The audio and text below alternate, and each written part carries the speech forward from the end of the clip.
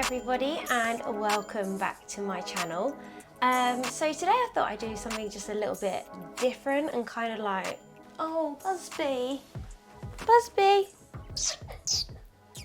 oh hello, you come to join my filming. Good boy. You gonna sit here with me? Oh, you settled out now, have you? Good boy.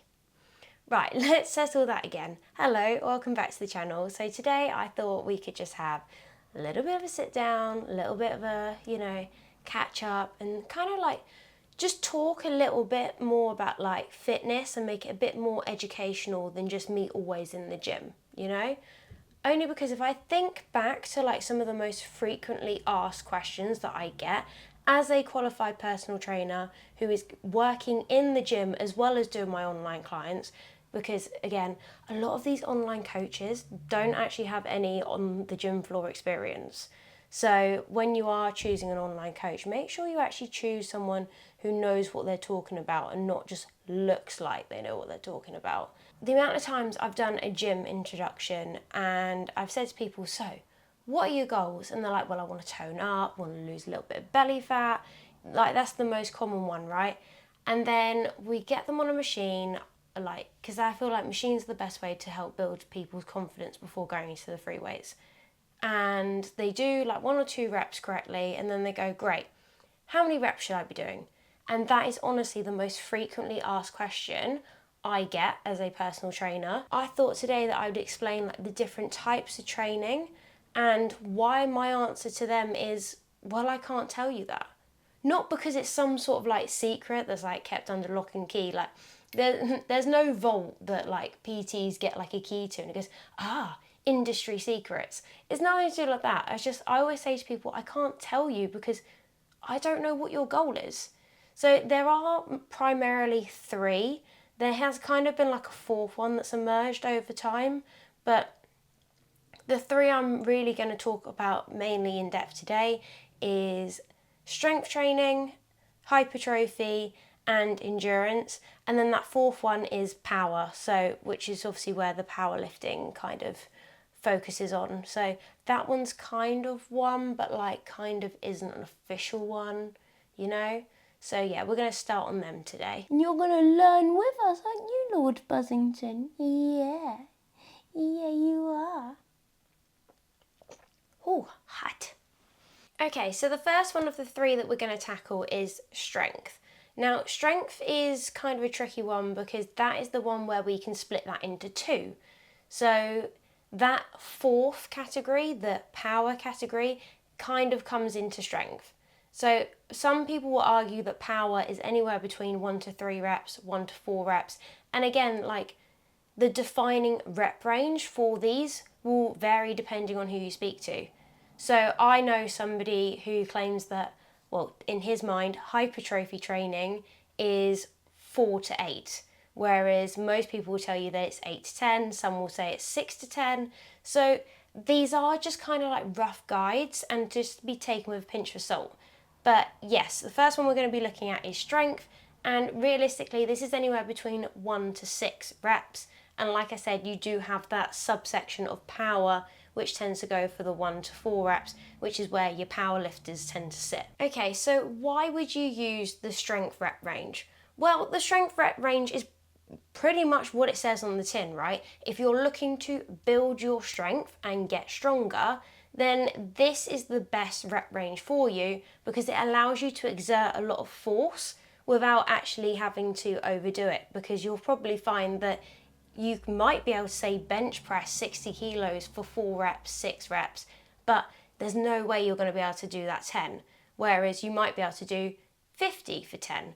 So if you're looking just to exert force and just build strength, then this is the best rep range for you. The strength rep range primarily works literally just lifting heavy objects for low repetitions.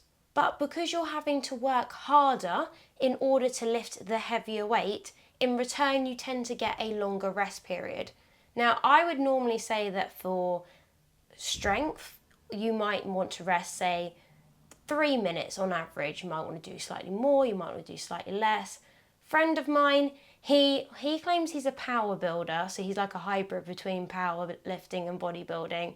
He will rest for up to 7 minutes. Now, there is no right or wrong, because ultimately you need to kind of listen to what your body wants. And don't forget, if you are prioritizing strength and power, then actually the rest and recovery is going to be really important for you. So yeah, anywhere between, I say 2 to 7 minutes, maybe even 3, if that's what you're aiming for. This is also where like the industry joke comes from, that powerlifters only know 3 movements, right? Bench, dead, and squat. Because again, if you're doing power or strength-based workouts, you want to primarily prioritize your big compound lifts. So that's your benches, that is your squats, and that's your deads. So again, can you see why there's this like overlap with the power lift section? But that's not to say that you can't obviously put other compounds in there, like a good old bent over row or a pendlay, lunges, stuff like that. So big compounds belong in the strength section. The strength rep range also has really good impact on your neuromuscular efficiency, and it enables your nervous system to recruit more muscle fibers. It also does help to build muscle mass. However, it's important to note that obviously the strength rep range doesn't recruit muscle mass as efficiently or as quickly as the hypertrophy range. Benefits of the strength rep range include increased muscle mass, increased strength and power. It strengthens bones, joints, and in doing so obviously reduces the risk of osteoporosis and osteopenia. It improves your metabolic health and also helps support weight management. It reduces the risk of chronic diseases such as cardiovascular disease and diabetes. And also it's just really good for your mental health as well, due to the endorphins that obviously exercising in general releases. So the main forms of exercises that tend to use this rep range, as I said, is powerlifting. Some bodybuilders will do this as well. They'll tend to stick more to the 6 range and they'll lift heavy, and very rarely CrossFitters will do this too. Okay, so now we're going to move on to hypertrophy. So again, the rep range kind of varies.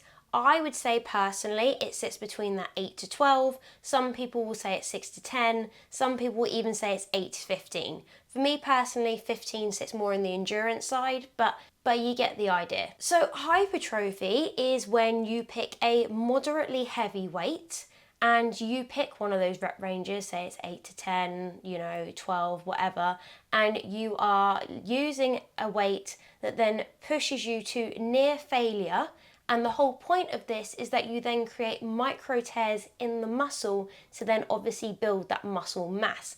And this is probably the one that you're most commonly aware of, and this is definitely the one that you tend to see most on Instagram, because obviously this is the one that is designed specifically for building muscle mass and obviously making your muscles bigger. Something that's important to note as well is also the sets. So what I didn't mention with the strength training is, yes, you might only say do 1 rep max or 1 to 6 reps, whatever, but you tend to find that you have a higher set range. So you might do 5 lots of 5, or you might do 6 lots of 4. Whereas with hypertrophy, you tend to do anywhere between 2 to 4 sets. So why do people tend to do hypertrophy in order to grow their muscle mass?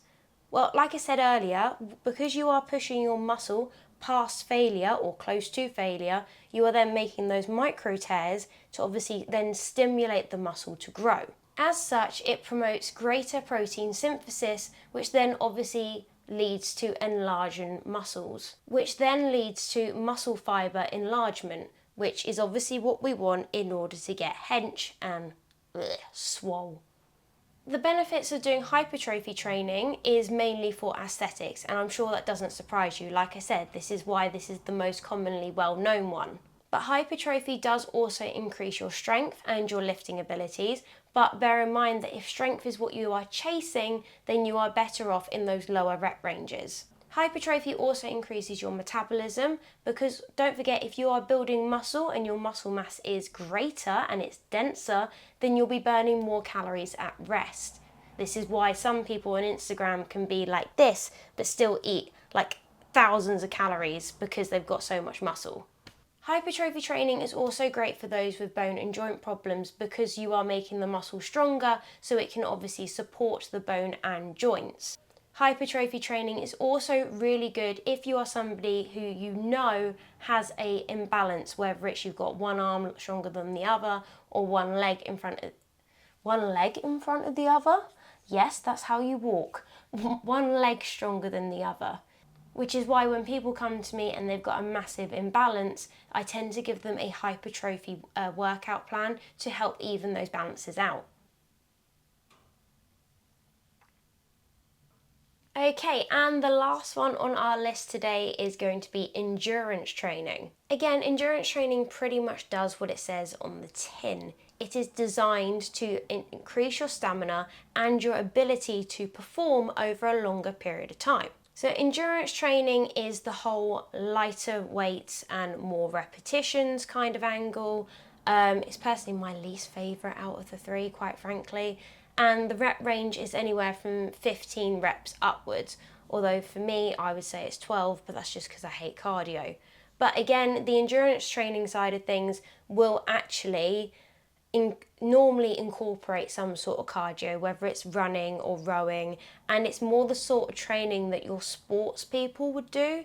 So like if you're a runner and you go to the gym, obviously you need to build your quads, build your glutes. So actually by doing an endurance training program, that could then also help improve your running, not just your cardiovascular. So endurance training actually targets your slow twitch muscle fibers, which then obviously helps with the endurance and also improves your cardiovascular. This in turn will then also promote a faster and more efficient recovery in between sets. So benefits of doing this is actually quite obvious, like it will improve your cardiovascular and your endurance, obviously that's kind of the point. It will improve your stamina and it will improve your energy levels over a longer period of time. Endurance training can be quite good for fat loss because of the intensity that you're having to endure for a longer period of time means that you do tend to burn more calories. However, this is more of a short-term fix, whereas I would actually say the hypertrophy route is better for a long-term fix because of increased metabolism and burning more calories at rest because you have more muscle. And as with the other two styles of training as well, this can also be really good for your mental health. Obviously, any form of exercise can be really good for your mental health, but I know for a fact that my boyfriend actually rather enjoys running, and he says that he just loves the fact it allows him to clear his thoughts and clear his mind, and there's just something about that which I obviously don't get, but he says it's great for him, and I'm sure that there are some runners that can say, yeah, I get it. That will never be me. So examples of this style of training is obviously running, your long distance running, cycling, HIIT, marathons, triathlons, but also circuit training and classes like your body pump and stuff like that. So don't get me wrong, although these training styles do have their own features and they can be like separated into like chunks or like their own categories, that does not mean that things are mutually exclusive. Like we've already said, you know, strength and hypertrophy can be really good for obviously improving strength and building muscle, but then we've just said that all three of them are really good for your mental health and also just for overall physical health and fat loss as well. So just because they have their own features does not mean that they cannot overlap and share similar features. So next time you're walking into a gym, before you actually say to the PT their favourite question, which is how many reps should I be doing, just have a think, what are your goals? Because if you're looking to improve strength, you need to lift heavy and go for the shorter rep range. If you're looking to tone up, build muscle and lose some fat, you need to go for the hypertrophy range. And if you're looking to improve your stamina or you're training for a certain sport, then think about going for the lighter weights, higher rep range of endurance. Because ultimately, the best rep range for you could be a mixture. It's just down to what you want to achieve. So yeah, that was my little rundown on the 3/4 types of weight training. Hopefully you found this very useful and very educational. If you did, just let me know in the comment section down below one thing that you learned from today's video. because it'd be interesting for me to know what people didn't know or how helpful you found it. And if you did find this video helpful, then please like, subscribe to the channel if you haven't already. Make sure you go follow me on Instagram, because I do post some workouts, I do post more educational stuff over there, especially like if you're looking for like body transformation tips and stuff. I do all of that jazz on my Instagram and on my TikTok, so please go check that out. And I do also have some step aerobics and gym workouts on this channel as well as obviously like day in the life vlogs and stuff like that. So yeah, if you did enjoy this and you think you might enjoy my other content, please check that out, subscribe if you haven't already, and I'll see you in the next one. Bye.